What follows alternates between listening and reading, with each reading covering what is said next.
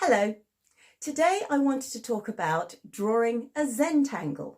Now, art is a really excellent way to calm down. It's a great way to express yourself, and it's a great way to press that pause button and get away from it all when things get a little bit too much. Now, you can download beautiful things to colour in. www.twinkle.co.uk is a great site for this, and there are loads of different ones that you can get. But if you don't have access to a computer, you can simply draw a zentangle. All this is a rectangle. You can see it's not brilliantly drawn, but that doesn't matter.